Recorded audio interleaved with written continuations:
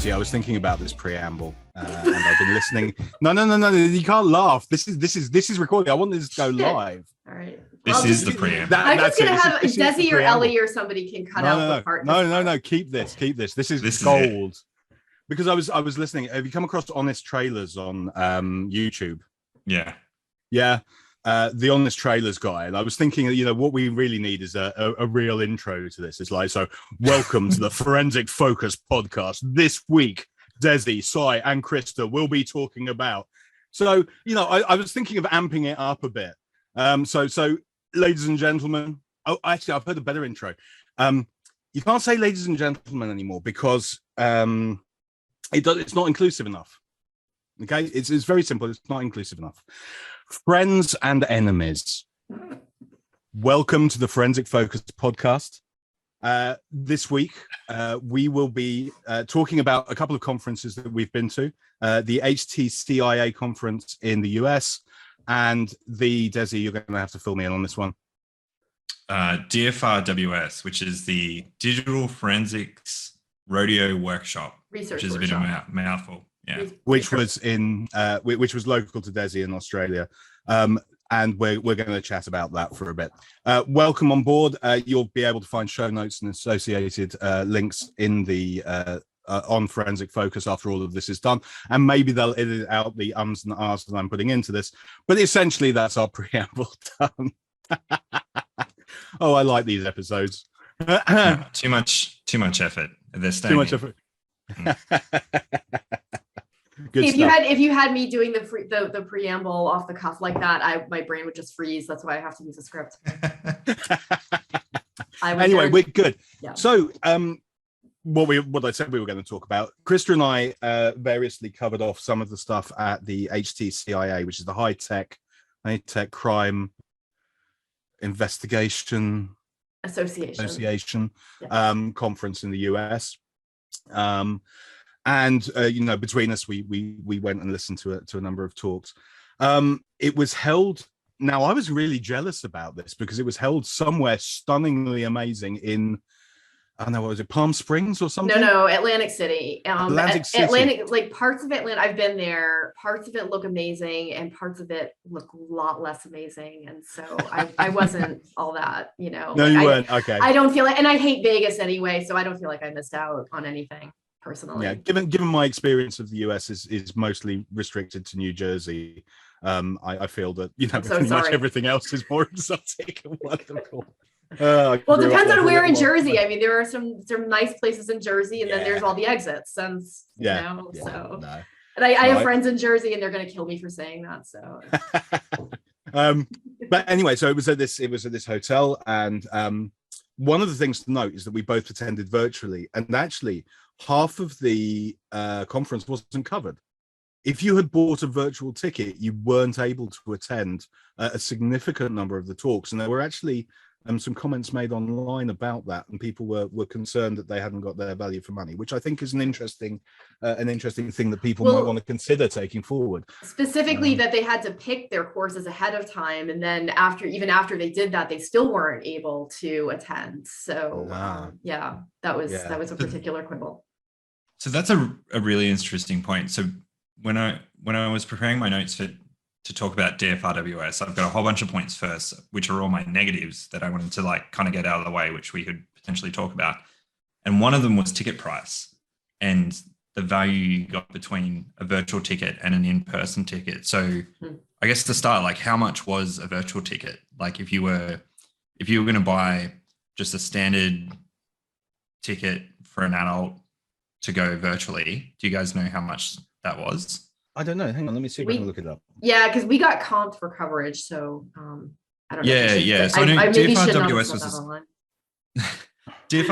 was the same, I guess. But when I was looking up ticket prices, because I recently attended another conference, CYACOMB this week, just gone, which was more of a cybersecurity industry conference. But the ticket price was very similar for in-person attendance. So I looked this up before I jumped on, but early bird standard was $500, law enforcement was $400, and a student price was $300, which I thought was way too expensive for a student. Thinking back to my student days, no way I would have afforded $300 to go to a 3-day conference. Now, the in-person, you also got food every day, and they did networking drinks and the rodeo. And the venue was a uni, which I'm kind of assuming the uni just like lets them book out that lecture theatre. So kind of like taking away that. And maybe they provided support for keynote speakers to come over.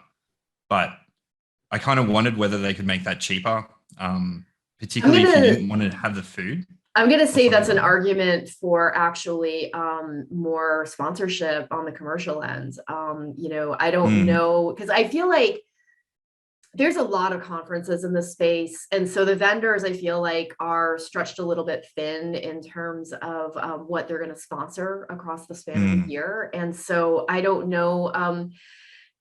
I don't know value wise for vendors how much DFRWS is in competition with other conferences in terms of like who are their prospective customers versus the research that's going in that might end up in a product at some point. Where if the value is more indirect at DFRWS and attending or sponsoring than it is for some of the other conferences. So yeah, I just wanted, because there was like, for someone who would just be interested in the conference to go, and I mean, even the virtual ticket was like $150, which was quite a lot.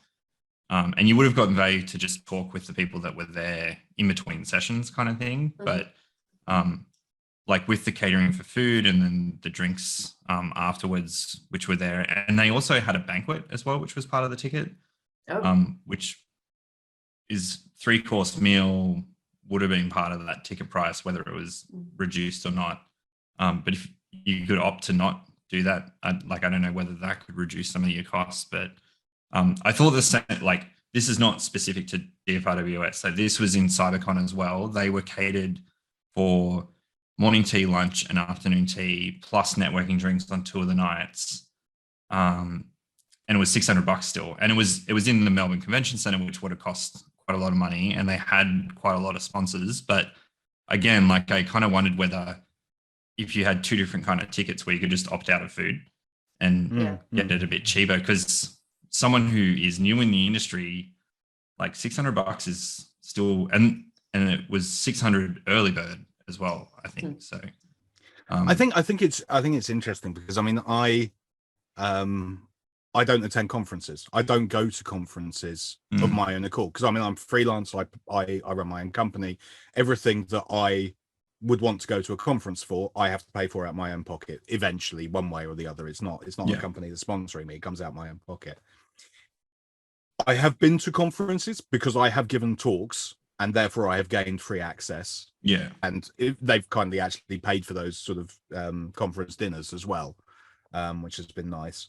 But I still, England, it's not helpful that nothing is local. I mean, I was really fortunate that actually the DFRWS in the UK was actually in Oxford. So I was able to drive to it and drive home within half an hour. But everything else in this country, I have to go. I have to stay overnight. That's another hotel fee on top of the thing. Especially if I want to go out to the dinner that they're giving me for free. I'm going to have to stay overnight because if I'm, trying to get a train at 11 o'clock home is a nightmare in the UK. Everything stops at stupid times in the UK. The rest of the world is way more sensible. Don't even start. I live in Adelaide. Yeah. So the US barely has trains, so I think you're all right. Maybe it's not more sensible, but anyway, the fact is that we're incurring huge costs to be able to attend. Yeah. Let alone let alone actually to pay for content. And I think what Krista and I both found was that the content. I won't speak for you. Actually, you can put your own thing on it. Sorry. Is that I find that a lot of the content in forensic conferences where they are vendor heavy are just sales pitches. DFRWS is a bit different because actually it's more academics that come along and give their talks. But the other ones, they tend to be very, this is our greatest new product. Look what it can do. and you sit and you listen for a half an hour to somebody telling you about their product, and rarely is there actually something that it can do that's novel, interesting, applicable, or useful. Yeah, So, I mean, or on the flip side of that, like I think that the vendors have gotten better over the years at being more offering content that's like less overt about the sales pitch. I mean, it's still there. And there are some vendors I think that do it better than others, but the thing for me is it starts to sound all the same after a while. After you attend enough conferences, it's the content itself has a lot of value for new entrants. People that are attending the conference for the first time, they're getting their feet wet, or they've been in forensics for a while, or they've been in investigation for a while, and they're making a foray into a new aspect of the profession. They're trying to learn more about, I don't know, OSINT or something like that, or ransomware. I think that it has value from that perspective, but if you've gone and attended several times, the talks really all start to, it's like, I heard this last year, or I heard a variation of this 2 years ago, or whatever. well, this is it, is that actually you hear a variation of it, of very similar things from vendors in the same space. Yeah. But also I've heard, and I'm not going to call out the vendor in particular, but I have heard the same talk given at 2-3 different conferences now from one vendor, and it's nothing novel, and therefore why am I paying to go? I've heard it once, that's it. It kind of sells me on going to one conference a year, and I will therefore pick the largest one that has the most opportunity for me to go and see the people I want, which probably rules out some of those smaller vendors getting their wares seen. So I think there's a little bit of a risk of complacency in not coming up with new stuff for each conference. I think, like, talking about content, and I don't know about this particular example that you were talking about, Cy, but I feel like content has a shelf life of about 18 months. So within 18 months, if you go to multiple conferences, you will see the same talk, just because it's trying to hit a different market. You just happen to be it. Like I've seen the same, and I try not to go to that talk again because I know that it's going to be exactly the same, but I've seen the same talk at 3 conferences on the agenda throughout Australia, but they're all in different cities. So it's trying to target that different market. I just happened to be at 2 of those conferences that talk was being given. Yeah, no, I mean, I understand the vendor pressures to do that. And yes, I mean, they are trying to get, and I'm sure it applies to academics as much as anything. In fact, I believe we talked previously about a guy who I'd heard speak, and he was incredibly eloquent and beautiful. And then I heard him speak, and it was exactly the same gig. Yeah. So I guess, there is as much of this in every industry as any other. And if, you're trying to get your meaning across to as many people as possible. There is a risk of of hitting the same people more than once. So the biggest issue that I have with conferences, like, I'm now a working professional, so I can afford this. I can factor it in because I work in the industry. It's now a tax write-off for me as well, because it's professional development. Are you at least within Australia? I can do. Okay, that. Sorry, I need to figure out. So are you self-employed? No, you're employed by a company. Employed by a company.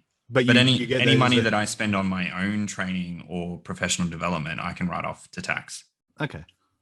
Oh, instead of getting it expensed, or in addition to getting it expensed. if my work agreed to pay for the conference, like, they'll pay for it if they see benefit themselves. But let's say it was like not directly related to my work, but it was something that I wanted to do. Okay. They might just go, look, we'll give you the time off, and you don't have to take leave.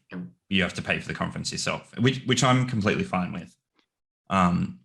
The issue that I have is that conferences where they make the student tickets, or you're just starting out in the field where you're not getting paid that much, and it's costing someone who's entry level getting paid $60K a year, that would benefit probably a lot more than I would going to these conferences, but they're paying the same amount as me. I kind of have an issue with that, in that they don't get an option to do like a $50 virtual ticket, or where they can watch all the content, or just forego the food, because they might go, look, I'll just make some sandwiches at home. I get a different tag that says I'm not catered for, and they don't get invited. Like maybe they can decide to purchase a different networking drinks ticket for themselves. But I think giving the option for accessibility, like financial accessibility, is really important in this kind of industry, because we kind of, like, talking again about the universities, like we paywall it. Like you can't access unless you pay for the privilege to look at academic papers that the universities have just had students write. And I feel like conferences are the same. That is one of the most valuable things I have found actually about being a university lecturer, is that I have full access to the library. I can therefore go and look up academic papers. I miss my access that I used to have. Everything. It is such a high value thing. Just correct me if I'm wrong, but DFRWS, at least, aren't all of the videos available online after the fact on Forensic Focus? The papers and the videos, yes. Yes. Well, the papers are available at the DFRWS website, and they're available at Forensic Science International Digital Investigation. And then the videos are at DFRWS YouTube, and then we do repost them together with transcriptions, so that they're. So I think DFRWS is the one that is actually breaking the mold a little bit on this one. That's good then. And making it accessible. So that's definitely a bit like you know. I mean, I don't. This was just off before we cut the recording. I don't pay to go to conferences. I either talk at them and get free tickets, or I get in through Forensic Focus, but I do not find that there is enough value in them for me to go to pay to go to them. And I don't know whether that's just my stage of my career, but actually I think it's got a lot to do with the ticket value. I do not see that the ticket value is equivalent to what I'm getting back from them. I agree. But certainly the barrier to entry for a new person in the industry who would benefit, like you say, from going to these things is distinctly high. Even at the student prices, it's distinctly high. Because my favorite conference is B-Sides, and those tickets are like 120 for a 2.5 day conference. But it's like practical, like it's a practitioner conference. So a lot of the talks are technical. Like there is some GRC and leadership talks, but the focus is definitely more cybersecurity general technical talks. And there's heaps of like CTFs, both offensive and like blue team CTFs. There's like a physical hacking village with like little microcontroller hardware and locks and everything. And I think it might have come out of the UK originally, B-Sides maybe. Yes, it certainly is to the it's one of the conferences that's running it. But again, they sell out really fast. And again, you have to be in there at the right point in time and have those funds available. I mean, we forget, economic uncertainty aside, the fact that our economy is completely fucking tanked. Students do not have 120 quid to spare. That's a month's worth of food for some of the ones that I've been in touch with. Kind of the rub though is that like inflation is impacting everybody, so like the conferences are just going to keep up. Their logic is that they're going to keep jacking up rates because the cost of food and the cost of just space is going to keep getting jacked up, but then that's going to just come back on the people that are trying to attend.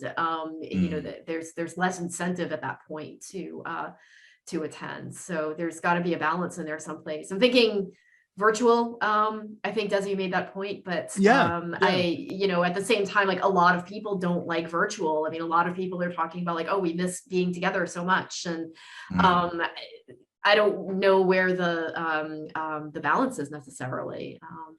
I think it's an interesting one because it's always said that actually the value in going to conferences is not so much the actual things, but it's the corridor conversations. Right. It's that. Yeah, I'd agree with that. Yeah. So by having virtual conferences, you don't get that. At the same time, there is no cost incurred in having a conversation with somebody in the corridor, and therefore the value add here is I'm paying to attend something so I can go and do the little peripheral bits around the side. Perhaps we should just get a really large room and shove everybody into it for a £5 entry. One long corridor. Yeah, well, the alternative corridor. though, like I feel like virtual events, like some of them were experimenting with like Discord servers, and that's you could have those back channel conversations if you were thinking about it. Although, I mean, it can be difficult to be doing that while you're trying to listen to a talk at the same time. But I mean, there's no reason. I think DFRWS actually does a good job of this, having the birds of the feather events. I think they offer 3 or 4 of them at any given conference, and then I don't see why break time. In fact, I think this is something that virtual HTCIA could do a lot better at, is including more breaks into their virtual. I mean, like 2 years now, their virtual has been back to back to back to back, and with no breaks in between. And I think offering virtual attendees the opportunity to have the Discord chats, whether it's in a channel or just one-to-one in direct messages, would be really, really valuable. Yeah. Just the time to do that. Sorry, go ahead. HTCIA was actually an interesting example, because when those spin-off courses went on, there was just a blank holding screen. Yes. Yeah. There wasn't any. I mean, you could have used it. I mean, to be fair, you could have used it for advertising. You could have used it for a whole raft of different things, but it was just a blank holding screen. And I think both you and I popped up at one point asking each other, "It's like, when does the next one start?" Because it wasn't clear, right, in any way, shape, or form what the hell was going on. Right. So yeah, I think there's that. I don't know. I mean, I've been to a number of conferences. I'm not sure that I've had a few chats with a few people, but I'm not sure I've ever really done anything other than social in the corridors, to be honest. I mean, I appreciate mileage may vary. Everybody has their own thing, and I've enjoyed them, but I don't think there's necessarily enough value add in it for me to consider that a worthwhile thing over a virtual one. The virtual, I'm after the content for me. So it sounds like, Cy, you're on the virtual side of things for conferences, so you're putting your hand up to organize the Forensic Focus virtual conference. Do you know? I'll attend from Amsterdam, but I'll jump online when you. I appreciate that. We'll fly you to Amsterdam, put you up in a nice something near a decent cafe. I'm only going to attend because Forensic Focus is going to comp the ticket. Otherwise, I wouldn't go. No, that's fair. That's fair. I mean, it is a Forensic Focus conference after all. Oh, brilliant. Good stuff. We are going to have to push Jamie for this again, I think. I think so too. If there's space to talk about some of these issues that aren't getting talked about at other conferences, I definitely think we should do it. I see no reason that we couldn't say to vendors, look, come online, do an hour slot. And yeah, but challenge them not to make it a sales pitch or anything else. Like, do something different. Like, we're gonna have this. They need conference. to. We want to hear you're a sponsor. You're effectively paying for this one way or another. But we want to hear something different from you. What's your latest research? What's this? I was going to say, give them a prompt. Just one question for all of the vendors. Answer this question, but not in a way that is gonna allow them to make a sales pitch. Yeah. But we can just make for sponsorship, we'll just have a criteria that they have to meet as well. And if they don't meet it, then we can say come back with something else. Yeah.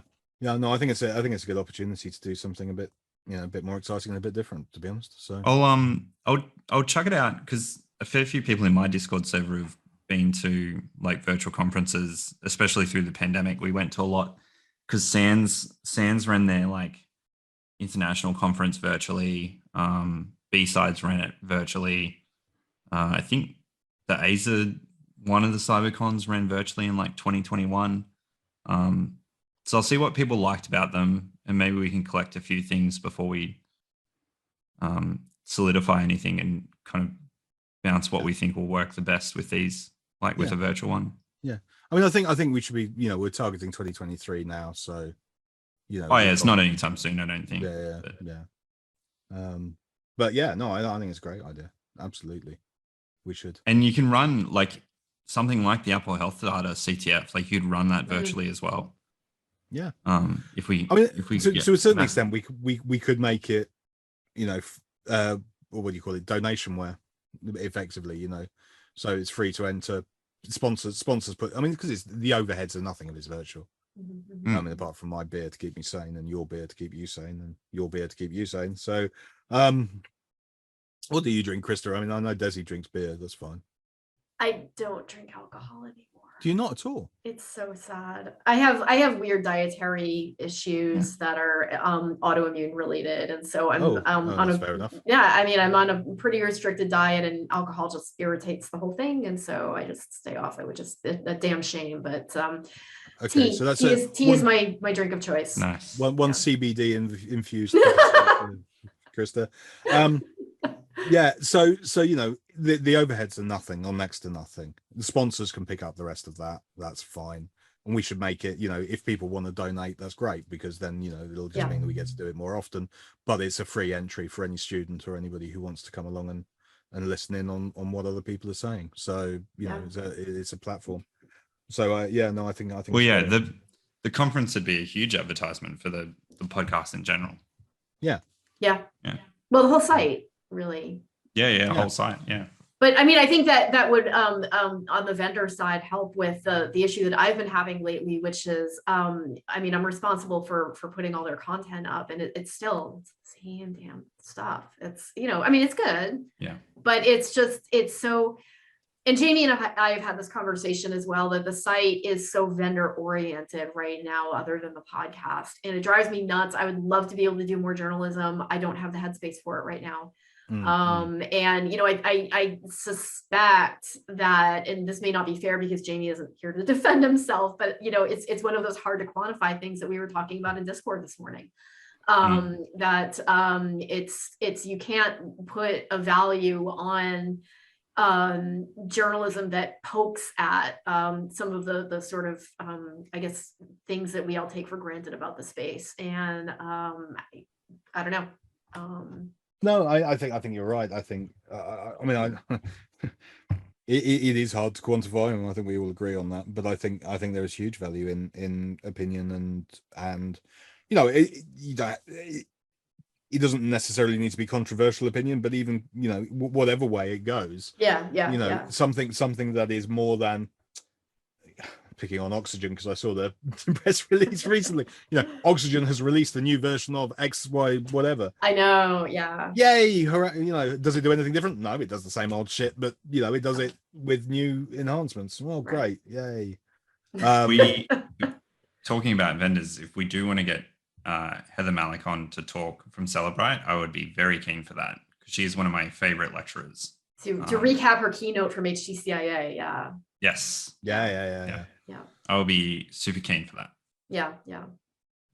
Cool. Oh, I wonder, if they recorded it, I wonder if I could get them to send me that recording, because I would love to repost that. Well, I believe, they were all they were saying that those things were available to people as recordings, so it must be recorded somewhere. Okay. Because I asked the question whether they were available, because you remember I said, what the hell is that? And learning platform or whatever it was. Oh, the learning, yeah, LMS. So it should be, there you are. LMS. There were all recordings are available on LMS. Right? What the well, that's the thing though, is like, I'm wondering if HTCIA, because I've worked with HTCIA before, and they kind of gatekeep a little bit, and I'm wondering if they're making that content, like if Celebrate is even able to send us Heather's talk to use, or if it's completely like, a condition of sponsorship is that they gate it behind the LMS, and that you have to be an HTCIA member to get it. But I mean, that's fine. In which case, let's just get her on, because she could talk. Yeah, true. And she's articulate and brilliant, and she knew her stuff. So I think it would make for a fascinating hour. Yeah, definitely. Yeah. Cool. Okay. Well, I know they have another interview in their package for this year, so I can float that with them. Right. That would be awesome. Yeah, Okay. I'd be super keen. No matter what time that was, I'd Yeah. go for it. Okay. So, She did a SANS course back in the day called Advanced Memory Forensics. I knew about her and it was- smartphone course, but not about her memory course. Yeah, so it didn't end up getting like renewal because they couldn't get a GIAC course for it, Oh, which brother. pretty much means SANS courses die if you can't get a cert, because Yeah. a lot of people won't do it if it doesn't have a cert, Right. which is dumb because it was a really good course. Yeah. Yeah, it was really good. Like, Well, why shell out all that money if you're not going to get a certification? yeah, it's a shame. The issue. I learned so much about Windows and memory forensics from that course. That's cool. That's cool. But this is the issue, is when you're being sponsored by an organization, isn't it? Is they want to see something for their money. Learning for the sake of learning is not. I was thinking that actually when you were valid talking thing. about your intern, where the aptitude test thing was like, I was thinking as you were talking about the aptitude test that, like, yeah, of course they're going to do that. It's easier for somebody else to measure rather than assessing her for her actual skills. Yeah. I thought about that aptitude test as well. Like, that would actually probably rule out a lot of neurodiverse people if they were bad at taking tests. Yeah, Yeah, for sure. The system is rigged. The system is rigged. Let's just leave it at that. The system's rigged. Fine. End of podcast. Let's cancel recording. It is. It's not. It's neither fit for purpose nor unbiased. The ability. And again, you're just testing like the multiple guess questions. Memorization, or your ability to pass an aptitude test. That's it. That's all you've tested. You haven't tested actual latent ability. You haven't tested problem solving. You haven't tested any of those things, contrary to whatever the psychologist who sold you the test is telling you. It's not. You need to talk to someone face to face and have a conversation with them and throw a problem at them that you faced and see what they deal with it like. And if they're doing it the same way as you've done it, either you're both wrong or they're a great candidate. And I'm not going to say which, because it could go either way. But the thing is that it's daft. This there's just too many people applying for too many jobs. And not enough people to manage it. I think. But nobody wants to work anymore, Si. No, that's the one. It's going back to triage, isn't it? It's like triage is admitting that we can't bloody cope with the amount of data we have. Yeah. And aptitude tests are admitting that we can't bloody cope with the fact that we have more people applying for this job than we could cope with. And thus it's a stupid filter at the beginning that may well rule out the best person for the job instantaneously, or may discard the critical piece of evidence because it wasn't discovered in that first triage piece. It's that problem, isn't it? So yeah, we need to do something different. Innovation. Let's figure it out. Let's have a conference. Yay. Absolutely. Yeah, that would be cool. The thing I love about DFRWS, though, I mean, the first time I ever went to one of their conferences, and it was a virtual one because it was right after the pandemic started, I was blown away by the content because it was so novel. It was just not your typical forensics conference that I had attended in the past. I think maybe, I don't know if it's going to be always that way, but it seems to me, after having attended a number of them in the last couple of years, that the research is always building on other research. I mean, there's always something fresh. I mean, it might be, and I can think of a couple of talks that they're the same foundational content, but because the researchers are spending the next year building on it, they always have something new to report back. And that's the really interesting thing about DFRWS, that I think some vendors are good at doing that as well. But it really does come back to that research, that constant newness. Whereas, I don't know, with products, especially in this space as tightly packed as it is, I feel like, and I worked in marketing for 7 years, I feel like everybody's so focused almost on competing with each other. I feel like the vendors just focus on this very narrow sort of line of features or needs that they're seeing in the market, and I don't want to say there's not innovation, but well, you know what? I'm going to call you on that. please. Is there Because innovation? I'm not in the space, right? I'm not. Is there innovation? There is. We now parse this thing.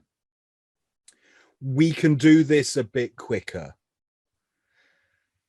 That's iteration, not innovation. True. I'm thinking in terms though of things like digital evidence management, right? Like where you're going to be able to store all of your data in the cloud and make it interoperable with other things like the case ontology, which is something that I think the vendors are starting to build on. That is innovation, but it's almost it's hard. I think it's hard to tell what innovation actually is until you're a few cycles in and people are starting to pick it up and use it. And, then it's, I don't feel like you're able to tell if something is truly groundbreaking until it gets uptake in the community. So. And on the basis of this, and one of the talks that was at HTCIA was given by Ditego. Yeah. I hope it was Ditego because I'm about to credit them for it. Hey listeners, how's it going? I just wanted to jump in here quickly. Side did get it wrong. It wasn't Ditego. It was a company called CYACOMB. The speaker was Alan McConnell, who is the head of customer success, talking on prioritizing time-sensitive investigations with Rapid Digital Triage. Enjoy the rest of the show. And they were talking about doing block level hashing. Okay, so normally we look at a hash for a file for identifying whether that file is complete, and we have a set of library of hashes for certain things like IIOC. So I'm pretty sure everybody who knows in the industry knows what IIOC is, but indecent images of children. I did not know that. That's more a UK term than it is US. Is it? Yeah. Oh, okay. Mm-hmm. Indecent images. Okay, so but we have a set known of hashes for files that have been seen before, and mercifully, I'm glad to say there's quite a lot of in resharing of existing images, so it's quite easy to pick them up, which is great because you've got the hashes for them. But that hashes an entire file, so if you have something like a partial download, it won't match. Okay, so you've got this issue.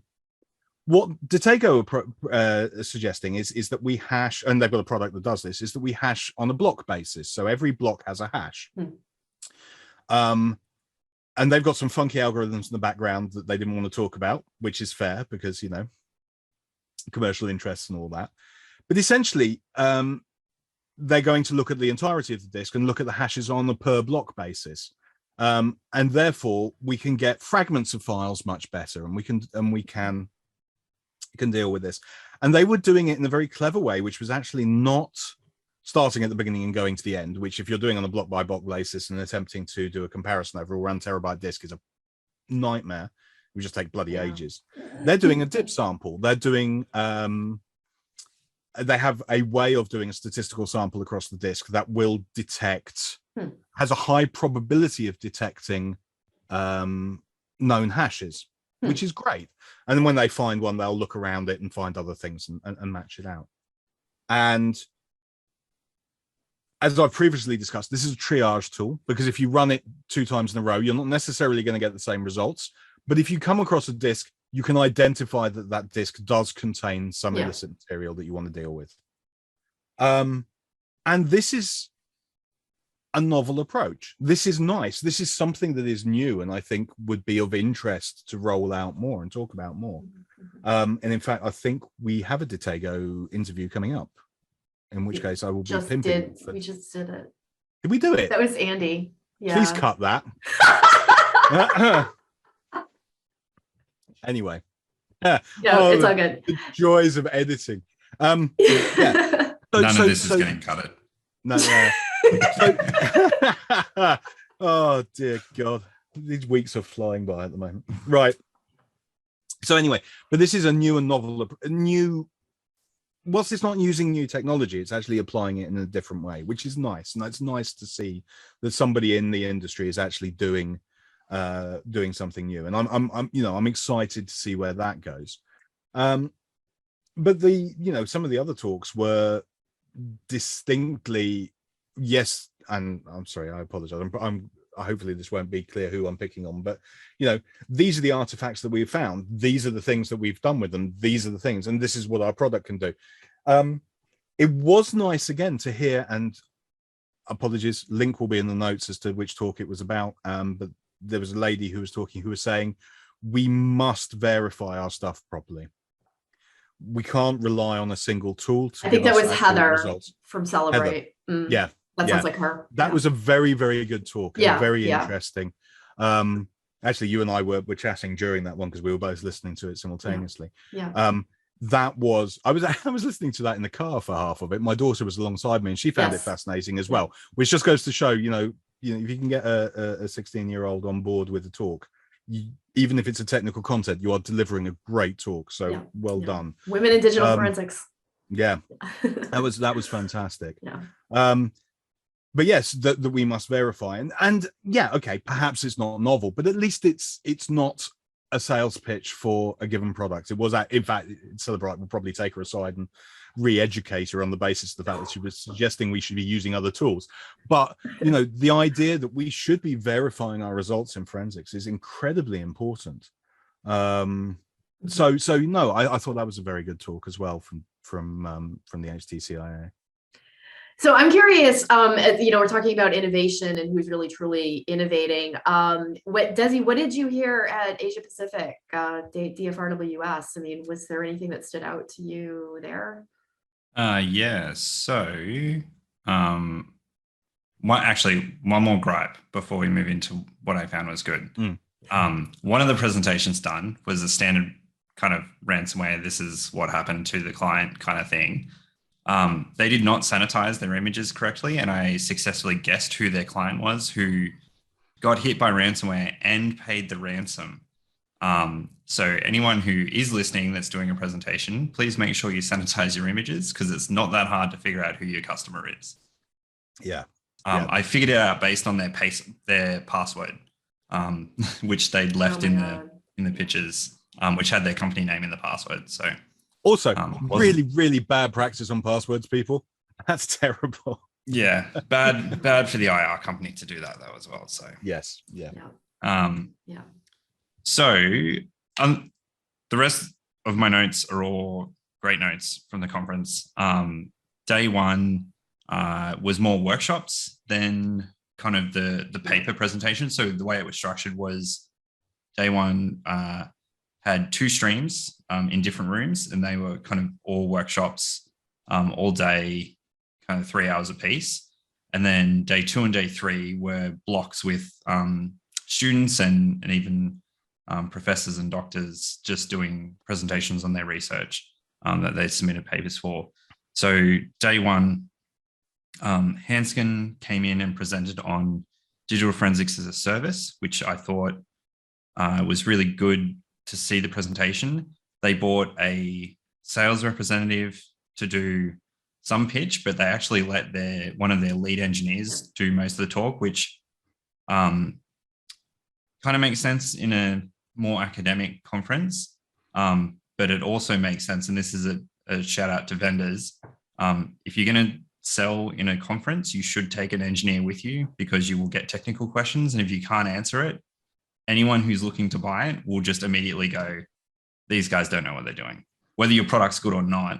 Because that happened at the conference that I was at this week, when I was asking what people's products would do, and they couldn't explain what it does, which was just mind-blowing that they couldn't do that.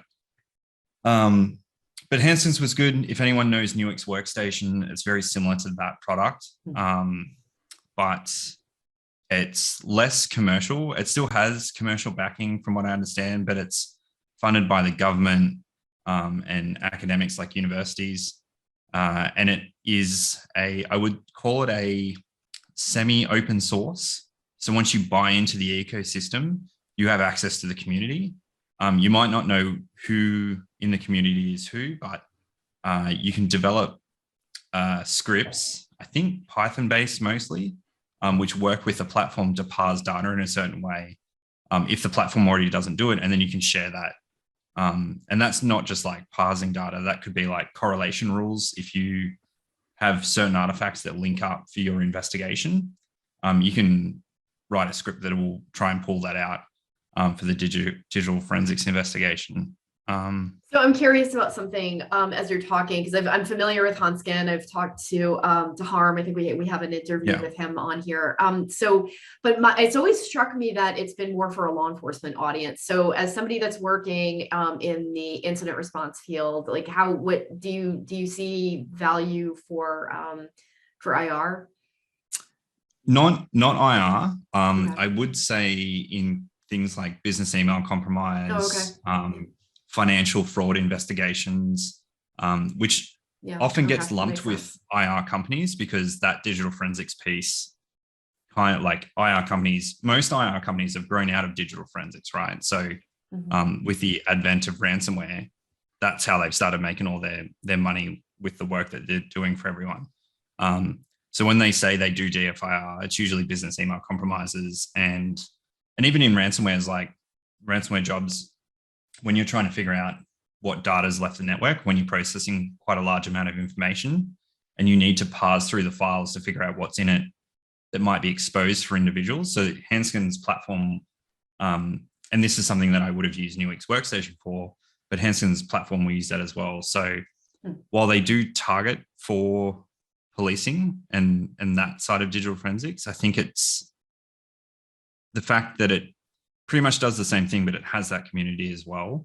And the scripting language is supported, could be quite useful for incident response companies in those kind of situations. So I think it has a lot of use. It's not something that I'd seen in Australia before. So it was really good to have them come out and do that talk. And it might be something that we can do a deep dive in on later on Forensic Focus, because I think it's a good product for DF and IR. So yeah, it could be really valuable. Awesome.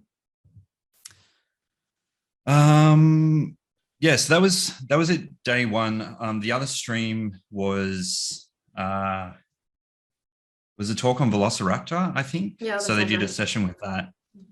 Mike Cohen, who's the creator of Velociraptor, he's done work with Google Rapid Response in the past and developed that. I didn't go to that. That's a program that I've used in the past for incident response. It's an incident response tool. And they've got some really good training on YouTube, and they are now under Rapid 7. Rapid 7 bought them out. But really good product. Like, there's not much like it on the market in terms of incident response, and it's open source, completely free. How he makes his money is he does the training side of things, but if you're savvy enough, you can kind of just get it and run with it yourself. So less digital forensics. It does have an audit platform. So if you're running it live in your network and you're pulling stuff back, it has all the auditing so you can trace what's happening. But just know that it will run parsers on the endpoints. So it's not going to, and I think digital forensics is slightly moving away from that. If it's auditable, probably not in a policing sense, but definitely in an IR sense. Like, as long as you can track what's happening in the environment, it's kind of going that way. Just it has been an interesting trend that I've seen in the UK courts, that actually, if you can explain what the hell is going on and it is audited, then it's a lot more a lot more accessible and a lot more addressable than it has been in the past. Even to the extent that, you know, people can cock stuff up horribly. Is there a polite way of phrasing that? No. They can monumentally make a mess of it, and actually, so long as you can decouple what they've done wrong, you can still use the rest of it as evidence, as opposed to just saying that's now corrupt and useless. You're at the point of saying that, you know, this stuff here is still untainted, and we can run with that because there's that sort of level of understanding. So I think it's probably got you know, a good auditing platform is a great thing. So where Velociraptor really shines as well, I think, particularly in the DF sense, is if, like, let's say you were in a corporate environment and for whatever reason policing was interested in something. One of the papers on day 3, I think, was on Google Meets and the artifacts that it drops into memory, which like they did a really good job at researching it, but they didn't kind of define the time frame that it was still in memory after a certain, because it'd be pushed out eventually. But with something like Velociraptor, like if you knew someone was using Google Meets by using an EDR or another platform and you wanted to kind of monitor that, Velociraptor has the ability to parse memory. It's expensive, so you wouldn't do it across a fleet, but you could target certain kind of endpoints. So if you were doing like a fraud investigation, you had no other means, you had Velociraptor rolled out. That's like, I guess, an example of how you could do some surveillance, I guess, on an individual that's been identified within the environment. No, that's cool. Yeah, that was really cool. I think the program, what else was on? Well, Matthew was talking, wasn't he? Because wasn't he sponsored? Yeah, that was another workshop. That was, were you able to attend that one? Which, oh, was that the iOS artifacts? Yeah. Sorry, not iOS. Well, yeah, they are iOS. What? Yeah, so Matthew and Luke Jennings ran the Apple Health data workshop. I wasn't able to make that one, and then the one night that they ran it, and this was already like identified by them, but so they ran it on the Wednesday, I think. So the conference ran Tuesday. No, sorry, the conference ran Wednesday, Thursday, Friday. Wednesday afternoon was the training. Yeah. Thursday night was the rodeo. So they started the CTF on the second day. They said that they should have started it on the Wednesday night after the training.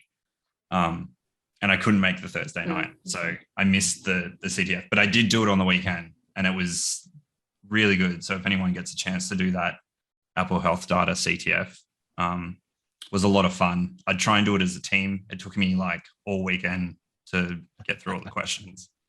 That, or I'm just not very good at SQL queries, which is true. So we got a link to put in the show notes, yeah, for that? Not the CTF. We can link to, I think, the talk that they did for the training. But if you do want to do it, he's taking it kind of on a roadshow to a lot of conferences, so it's near you. Definitely check it out. Or I think he was happy for people to reach out. You just kind of have to agree with some of his rules, which was like, don't publish his address, tell him if he's got a health condition that you figure out through his data. And there was one other thing that he had, but there's like a PDF that you can sign and stuff. So I think he was happy with that. Yeah, that was really good. A lot of fun. There's a lot of research that they went into it, because I had a good conversation with him and Luke afterwards, because I provided some feedback on some of the questions, but some of the ones that I couldn't get were just, they explained the research that they'd done behind it after I'd finished it. And yeah, there's a lot of work that's gone into it and how much it's changed over the years, like he was saying in our last meeting that we had with him. The other thing on day one that they spoke about was the Sydney Declaration, which was kind of, it felt like just they were redefining DFIR again. Was kind of just like a lot of academic work that had gone into talking about what exactly digital forensics is and how it sits within, I guess, the ecosystem of the legal system. So rather than, they were explaining it how it's currently in like pillars, so they don't really consider digital forensics to be part of forensics. I was sitting there and I was kind of like, yeah, sure, like that makes perfect sense. Like that's common sense, really. But I guess anyone who's in a legal profession might disagree with me and kind of say that's not how things are and that kind of thing, which I think it's an interesting one. I think the thing is that we've defined it, a number of countries have defined it in a number of ever so slightly different ways. And then every country's legal system is every so slightly different. And therefore, a single source of truth for a given country has value. It would be lovely if we can hit a universal definition at some point in the future. But So yeah, I think can see the I think value. that's what they're aiming for. I think that's what this Sydney declaration is. So Hmm. there is a conference, because apparently you need a conference for everything. But it's IAFS, and it's going to be held in Sydney in 2023. So we'll put that in the show notes as well, if people are interested to kind of follow that along. But yeah, it was an okay talk, but I guess I was kind of just like, I don't understand why we need this, because it just seems like common sense, but there's obviously a gap there. I know. I'm wondering how much of that shifting definition, or those different definitions, is the result of honestly, I'm going to pick on incident response a little bit, but things like, no, really, I mean, it's because not everything that you do or that a practitioner does is going to end up in a court of law, or potentially in a court of law. And so, I feel like, especially with incident response, the techniques evolve very rapidly to respond to threats, and that alters the nature of digital forensics, so that some of those techniques, it seems to me, non-practitioner, end up in other quarters, or at least the definitions end up in other, as more research is contributed from the incident response field into the broader field, kind of morphs really the definition that impacts the legal definition. And so I don't know a way around that, because I think it all has value, but obviously, lawyers need something that's a lot more concrete than what I'm describing. So yeah, I think one of the examples they used as well was just technology increasing so quickly. So like all those issues came, I can't remember the example exactly, so please no one quote me on this, but they were using the example in Queensland. Apparently there's something wrong with the DNA testing lab, and that caused like a huge problem within the legal system in Australia, but it was just someone not understanding the definition or something, and that the lab just did what they were meant to do, and then people were interpreting the results wrong or something. So they were saying, now we're back at the standardization discussion. yeah, standardization. So then they were talking about, like, DNA has been around for 20, 25 years, 30 years now. Like early 90s, I think, was DNA testing. Sounds about right. And that is still got, like, they're saying that's got problems, but digital forensics and technology has advanced even so much in the last decade. Right. And I think they were saying that digital forensics practitioners and even in the legal side are more open to saying that there is issues and that they try and fix it. Whereas technologies that have been around for 30 years, they're like, no, it's fine. We just patch it and we move on, and we don't really try and fix the problem. So yeah, something along those lines was kind of like Sydney Declaration. But yeah, interesting. If anyone's interested in digital forensics and legal side of things, definitely check out IAFS 2023. Yeah, I'll see if I can fly to Sydney. I've always wanted to go, so that's fine. That would be good. Yeah, I'll meet you there. That'll be a problem. Yeah, I'll buy you a beer. Excellent, good. It's the £2,000 plane ticket that I now need to worry about. The beers are paid for. Oh, good stuff. I think I'm going to say it's an interesting legal and digital forensics, and being an area that I operate in a lot is getting a common language with people who have spent their entire lives doing law degrees and practicing the bar and learning all of the legal side of things, who can barely.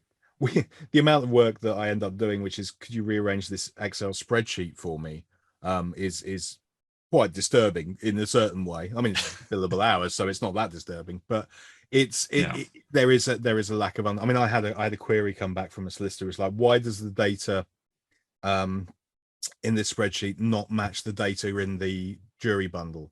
It's like, well, if you expand the cell to the left, you'll be able to see that all of that data is actually there.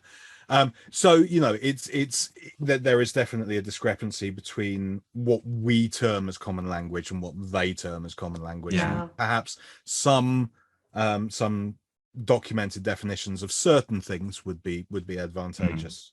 So I've definitely got time for that. That would be fun as well. It actually is. I just thought of the question, like as the UK is standardizing on ISO 17025, like what are they doing for the lawyers? You know, is there training and helping them understand what it means and how to work with the standardized labs? No, and the thing is the standardized lab, the ISO standards, whether it's 9001 or 27001 or whatever, they are more or less a standard of documentation, a standard of reproducibility. Right.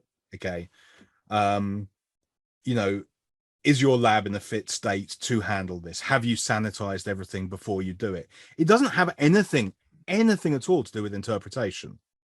And actually, this is a loophole that I kind of operate under, because I am not I personally am not an accredited lab. I do not have an accreditation. I am not ISO anything. I'm an ISO auditor, but I'm not ISO anything. And the thing is that I am asked to interpret results that have been collected by other people. Okay. And that gets me off the hook. They collect them properly, I can interpret them. And there's a big difference between those two things. Solicitors are aware of the fact that if a lab isn't accredited, then you have the right to question, has this been done properly? But you do not have to be accredited to do something properly.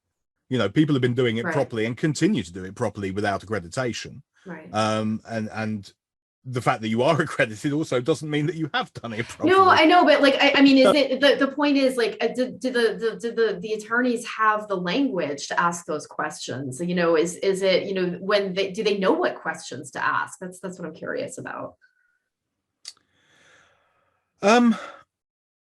The honest answer is no, I don't think so. I don't think they do. I don't, and I don't mean to be disparaging to lawyers in any way, shape, or form. And no, but it's just that they don't get this training in law schools. Yeah, so, exactly. You know, where do they get the training from, and where do they get the opportunity to get training? Also, you know, it is a matter of it comes to an expert, and they hire an expert witness, prosecution or defense.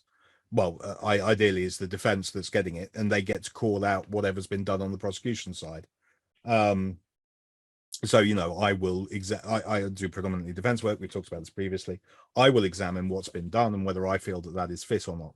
I personally, I'm less bothered about whether they are ISO accredited or not than whether they have documented what the hell they've done. And if they can demonstrate that they've done it in a fit and standard way, I'm not going to be like, well, you haven't got ISO accreditation, therefore we should throw this evidence out the window. You know, that's ridiculous. So it is a matter of lawyers being knowledgeable enough to know to ask somebody who knows what they're talking about. I think is the honest answer to that. And that's the way it should be. It should be them building a trusted network, be able to provide law in any situation, really similar to, I guess, how medical professionals, like, they know what they know, but if they find out something like find out someone's got cancer and it's just like you're going to see a podiatrist, they're not going to try and diagnose cancer. They'll send you to a specialist, the expert who knows exactly what to start looking for and that. So I guess like lawyers need to build up their own network for that, which I guess is that the expert witness or the SME that you would call in during a court case, but you would hope that just generally they would have someone early on to go, what kind of questions should I start asking but I think in this type of case? Part of the point of accreditation, isn't it, is to have that credibility, to make it less of an effort, I guess, to find those experts to talk to. I still think having your own trusted network built up, because again, like, accreditation is similar to the ISO accreditation. Like, all that's saying is that you're meeting a minimum standard. And so there is a lot of issues with accreditation, even in the cyber industry. Like, a lot of it, like, there is more uni courses coming out now, and like Sci's course, which I like the sound of because it's built on a computer science background, but a lot of them aren't. They're just like general cyber courses. So you coming out with a degree doesn't really mean you know anything about cyber. And similar to accreditation, like I've got a whole bunch of accreditation that I got like 6 years ago that doesn't expire because the cyber industry is not really regulated that much. So again, like that's a big issue. I mean, it's like, you know, I can say cyber as a whole is bad at this. Forensics is worse because we don't really have, and IR as well, we don't really have any industry recognized qualifications for it.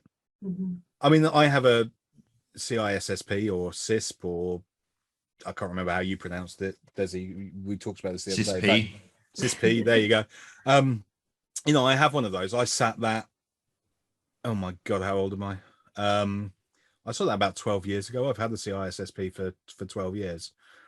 12 years ago, I sat a 300 question multiple guess thing, and it's supposed to be a 6-hour exam. I finished it in 2, and I went to check my answers and said, sod this, I'm going, and left because, you know, that was it. That's fine. I had enough with it. That accreditation, that certification, apart from my annual CPD points, which, let's face it, are not particularly hard to build up by attending conferences and you know, doing podcasts and various other things that can I build can get up CPDs for this. Yeah, you get CPDs for this. It's published work. There you go. Freebie for you. Here we go. Yeah, you know, that sort of thing. Teaching. I mean, you know, I got paid to teach courses at a university. That's so many CPD points. Great. Does it mean I can remember a single question on that? No, I haven't got a clue. I couldn't remember my CISP to save my life. Yes, I've got, you know, a significant amount of experience since then that I'm probably reasonably well qualified, but the actual qualification itself proves nothing now. And we don't even have that in our in DFRIR. No sort of industry based level of, I mean, the SANS courses are good, but they're a course. I have passed a course. They're not, I have continued to develop and go on with the changes in the industry. And you could argue as well, like I think the SANS course themselves are really good, but GIAC, which is a separate organization that runs the certifications for it, are like you said, Cy, a multiple guess quiz. Yeah. Like it's not proving competency, it's proving that you can memorize the content that was in the course that you just did. Yeah. So it comes down to taking that and practicing it. Yeah, I was one of my former students has just applied for an internship, and I won't name her because she's I haven't got her permission to do so. But we were talking about it, and she was saying that, you know, she's applying for this internship and she's feeling that she's going to get some sort of automated aptitude tests thrown at her. And I was like, well, you know, I think this is ridiculous. This is an aptitude test. It doesn't show that you know where to find information. It doesn't show how you know how to process information or construct an experiment or do any of these things. It's not a reasonable test of your capability to do this job. You know, I've seen you in the classroom environment. You're competent, articulate, technically savvy, and you can problem solve. An interview is the only realistic way of determining somebody's thing. And actually, I think that's where the legal system and the expert witness thing actually comes to fruition, is that when you're standing in court, if you actually make it that far, it becomes immediately obvious when you're standing on the dock whether you know what you're talking about or not. That is your accreditation. You know, to be recognized as an expert by a court is more valuable than, and also an adversarial examination is more valuable than, you know, having a certificate mounted on your wall from 10 years ago, like my CISSP. So I think the industry needs a bit of a shake. We talked about this. In fact, I think it's coming out next week as the next week, which will now be several weeks in the past by the time you listen to this. But anyway, you can go back and listen to Des and I's conversation about certification in the industry. I think it's a problem. I don't think that we have adequate certification or adequate standards set. It's an issue. So we're at the top of the hour. So I'm actually going to bring this back to the events that we attended. I'm sitting here as you're talking, thinking, why don't we talk about this stuff at these events? or So- you know, have these conversations at these events, or bring these issues into the talks at the events that we attend. This is go on, Desi.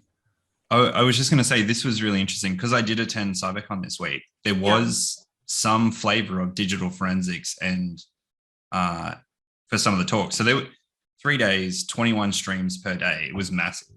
Wow. And I managed to get to some of those, and it went from kind of like really technical talks to leadership to what I spoke to you guys about, like neurodiversity. They started talking about that at the conference, and they had neurodiverse people up there in a panel talking about it. I just want to point out that all the tangents that I've gone on in this conversation, that is extremely ADHD thing to do. So, you know, totally with you there. We will have that conversation at a later point. Yeah. Anyway, please proceed. But they did a really good job, I thought, of covering some of this stuff that we are talking about. Yeah. Okay. And about certifications and about where our industry is headed. And they had like think tank workshops where people were because you had like CISOs attending these events. So you've got think tanks where they're able to come together because they've managed to get some time to get this conference to all come together and talk about that kind of stuff. And also just the networking in between, that you get to talk to all these amazing people that are so much smarter than I am about this stuff. And I think bringing it back to DFRWS, and they've talked about doing reviews of technical blogs. And I think this is the weakness that DFRWS has with the academic world, is that it's not necessarily linked with industry as well as it could be. And it's lacking in the current trends and the current problems that they have. And they're kind of just like the research that they do is great, but I think they need to just be aware of the broader where their research is going, particularly in a field where it is developing so quickly. Like they're not developing DNA testing methods in academia. They're developing tools that could be used out in industry soon as they're developed. And they would have a community that would help maintain it and develop it and push that research even further than where they started. And I think like shout out to Richard Matthews, who he did 2 talks on the last day. So he's I think one of Matthews' PhD students who might have his PhD, or he's pretty close to finishing it, but really smart, great presenter, and his research, and we'll post the links to the research, but his research seems to be targeted towards current problems in the industry or have real world use cases, which I thought was really good. So he's going out and saying, what's a problem that I can solve that I have time to research that will help people now? And I think that was really valuable. And he was engaging with industry or people who needed his research to use it as soon as he developed it, which I thought was great. Yeah, I think there's an interesting sort of lump in the academic to industry link, which is that the copyright to all academic research belongs to the universities, and therefore universities aren't necessarily, I don't want to call, to say this is an absolute truth, but I don't think that they're necessarily being productive with the IP that they own in moving it forward. So there are certain universities that are really, really good at it, and there are others that are less so. But yeah, there's been some fantastic academic research that should be being pushed forward, and it's just basically stagnating, for want of a better word. Yeah, I think that's an interesting problem. I mean, I think if Jamie's going to listen to this one, we did a forensic focus conference. Were you aware of this? We had a conference. I was not aware of this. This must have been before my time. Yeah, it was very, very early on in my time with Forensic Focus, and it was a conference in Amsterdam, and we ran it over, I think it was 2 days. Yes, please. And, let's do that again. Yeah, Jamie. Don't make me organize it. Well, this unfortunately was what Jamie said, was I'd love to do it again as long as I don't have to organize it.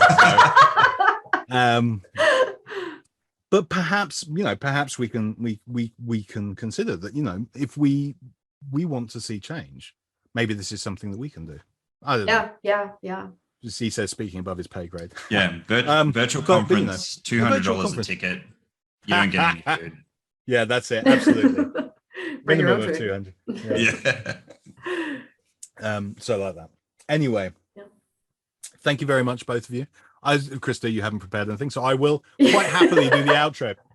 Ladies and gentlemen, boys and girls, friends and enemies, we are now at the end of our time, and therefore you can find further information and other recordings of our podcasts, if you haven't been put off by this one, on forensicfocus.com and on Spotify and on Apple, whatever the Apple podcast player thingy is. Please leave comments. We'd love to hear from you. Genuinely would. Otherwise, we don't know what it is that you're interested in hearing about. It's been a pleasure talking to you both. Thank you very much. And Likewise. I look forward to doing this in the near future again. Yes, we will talk soon. Thanks, Sai. All right. Cheers. Take care.